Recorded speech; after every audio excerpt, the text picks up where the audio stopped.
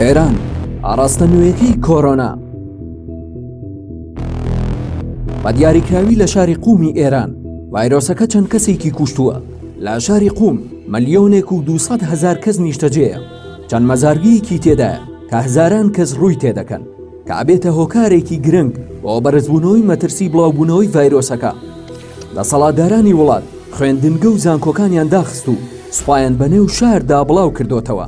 لایەن کەس ڕاگیراون کە گومانیان لێ دەکرێت توشبووی ڤایرۆسەکە بن.